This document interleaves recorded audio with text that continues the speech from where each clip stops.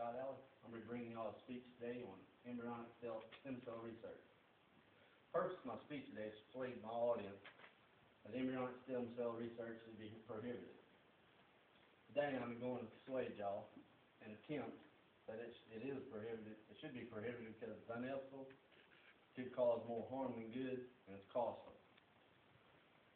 Ronald Reagan once said in a speech he gave years ago that simply morality debates that unless and until someone proves that the unborn human is not alive, we should give it the benefit of the doubt. And with this, we should be entitled to life, liberty, and pursuit of happiness. And if you pro-life, your tax dollar goes to the stem cell research. As I've handed out several pieces of paper information on it involving embryonic stem cell research. I give references up here also. I think I'm able to come to y'all today with this information because I've done research on it from magazines, newspaper clippings, to medical journals.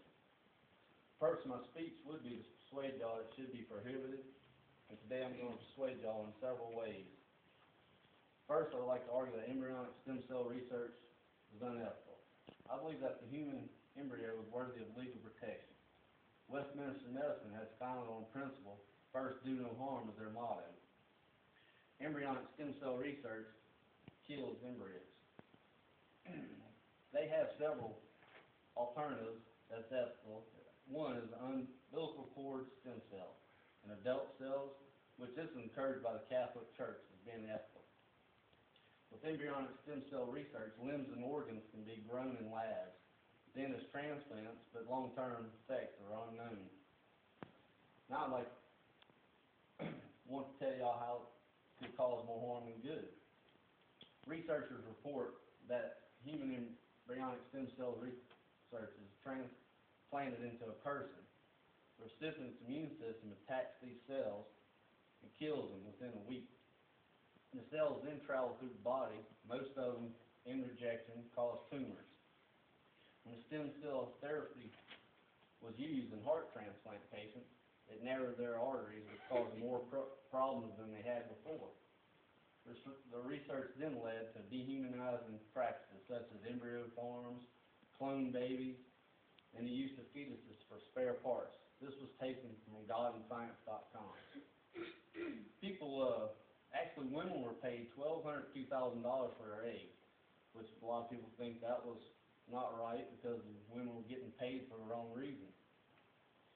That was taken from Kennedy Institute of Ethics Journal.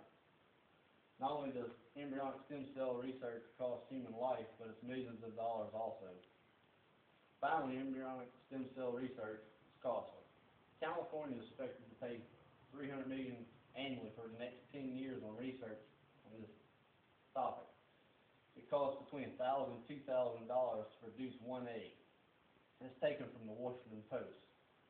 Therapeutic cloning would easily cost hundreds of thousands of dollars for each patient.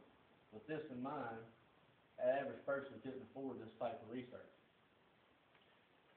This was taken from New England Journal of Medicine.